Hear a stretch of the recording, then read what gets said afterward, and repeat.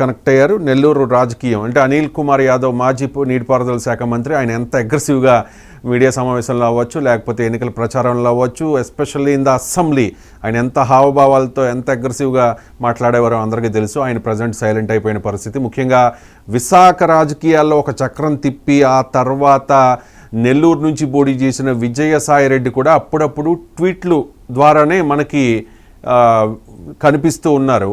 ఈ దేవాదాయ శాఖ అసిస్టెంట్ కమిషనర్ శాంతి విషయంలో వచ్చిన ఆరోపణల తర్వాత ఆయన కాస్త తగ్గిపోయినట్టుగా మనకు కనిపిస్తూ ఉంది. ఒకటి నెల్లూరు జిల్లాలో అనిల్ కుమార్ యాదవ్ అండ్ విజయసాయిరెడ్డి వీళ్ళు ఎందుకు సైలెంట్ అయిపోయారు?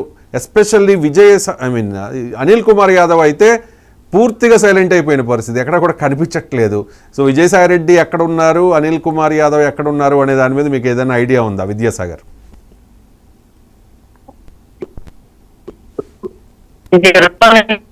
నెల్లూరు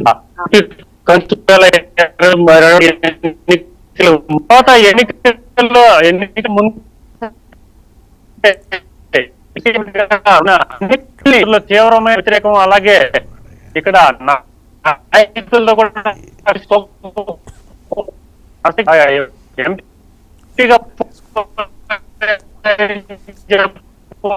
రైట్ విద్యాసాగర్, ఒకసారి మీ నెట్వర్క్ చూసుకోండి, అస్సలు ఆడియో రావట్లేదు.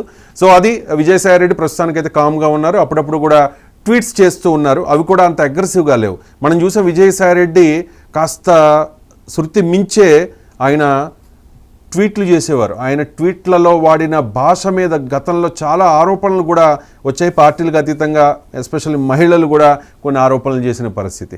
సో అసిస్టెంట్ కమిషనర్ శాంతి విషయంలో వచ్చిన ఆరోపణల నేపథ్యంలో ఆయన ప్రజెంట్ సైలెంట్ అయిపోయారు. ఇక very fire brand, very aggressive person Anil Kumar Yadav.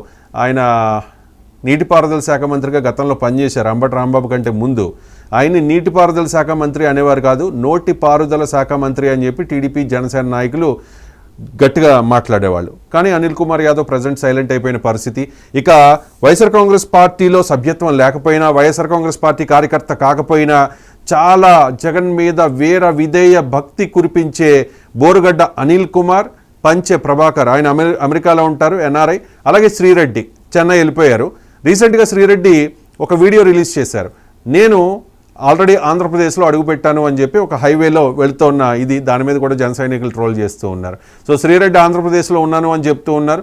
వాస్తవంగా ఎక్కడున్నారు అనేది తెలియదు, లొకేషన్ మనకి ఎవరికి కూడా షేర్ చేయలేదు. అలాగే బోరుగడ్డ అనిల్ కుమార్ ఎంతలా అంటే ఎవరైనా కూడా పార్టీలకు అతీతంగా అందరూ కూడా ముక్కును వేలేసుకున్నారు బోరుగడ్డ అనిల్ కుమార్ మాట్లాడిన మాటలు చూసి. పవన్ కళ్యాణ్ కూతురు విషయంలో ఏ రకంగా మాట్లాడాడు అని చెప్పి, నీ ఇంటికి వస్తా, నేను అది చేస్తా ఇది చేస్తా అని చెప్పి బోరుగడ్డ అనిల్ని విమర్శించిన ప్రతి ఒక్క జర్నలిస్ట్ని, ప్రతి ఒక్క రాజకీయ నాయకుడిని, ప్రతి ఒక్క జన సైనికుడిని, వీర మహిళల్ని ఇష్టం వచ్చినట్లు మాట్లాడింది బోరుగడ్డ అనిల్ కుమార్.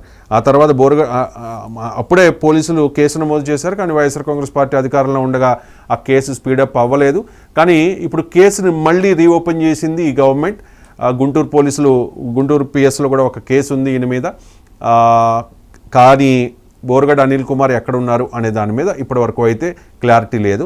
ఆయన ఎన్నికలు అయిపోయిన తర్వాత వచ్చి కాస్త కవర్ చేసుకుందాం, డ్యామేజ్ కంట్రోల్ చేసుకుందామని ఎంత ప్రయత్నం చేసినా దెబ్బతిన్న వాళ్ళు ఊరుకునే ఉండరు కదా, ఖచ్చితంగా రివెంజ్ తీర్చుకుంటారు. అందులోనూ అధికారం వాళ్ళది, అందులోనూ డిప్యూటీ సీఎం పవన్ కళ్యాణ్. ఆ పవన్ కళ్యాణ్ కూతుర్ని, కుటుంబాలని, మహిళల్ని ఇష్టం వచ్చినట్లు మాట్లాడినప్పుడు ఖచ్చితంగా బోరుగడ్డ మీద యాక్షన్ ఉంటుంది. అది ఏ రేంజ్లో ఉంటుంది అనేది అందరికీ తెలిసిన విషయం.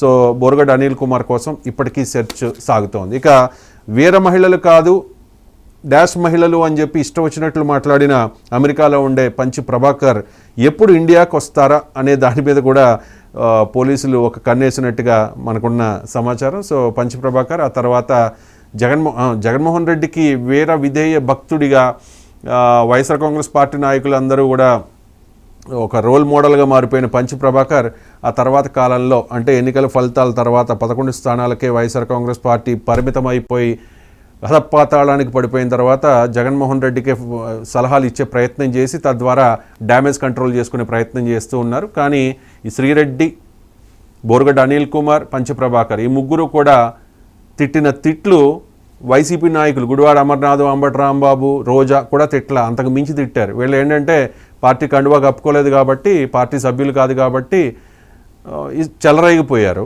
సో వీళ్ళు కొంచెం కంట్రోల్లో మాట్లాడారు, అది కూడా అబ్జెక్షనబుల్లే. సో ఇంకా ఎస్పెషల్లీ రోజా ఎక్కడ ఉన్నారు అని చెప్పేసి ఏపీఐఐసి చైర్పర్సన్గా పనిచేసినప్పుడు, ఆ తర్వాత పర్యాటక శాఖ మంత్రిగా పనిచేసినప్పుడు ఏదో ఈ గేమ్స్కి సంబంధించి ఆడుదాం ఆంధ్ర అని చెప్పి 100 కోట్ల రూపాయల అవినీతి జరిగిందని చెప్పి ఇప్పుడు నాయకులు మాట్లాడుతూ ఉన్నారు, కూటమి నేతలు. సో రోజా మీద కూడా కేసులు త్వరలో రాబోతూ ఉన్నాయి, పుట్టప్ అవ్వబోతూ ఉన్నాయి. రోజా కూడా ఖచ్చితంగా అరెస్ట్ అవుతారు, విచారణ ఎదుర్కొంటారు అని చెప్పి ఆఫ్ ద రికార్డ్ చాలామంది కూటమి నాయకులు మాట్లాడుతున్న పరిస్థితుల్లో రోజా ఫలితాలకు ముందే చెన్నై వెళ్ళిపోయారు. చెన్నై నుంచి ఫ్యామిలీతో పాటు చిల్ అవ్వడానికి విదేశాలు వెళ్ళిపోయిన పరిస్థితి. కానీ వీరిలో చాలామంది గతంలో ఉన్న ఊపు, గతంలో 100 అయితే ఇప్పుడు 1 కూడా లేదు.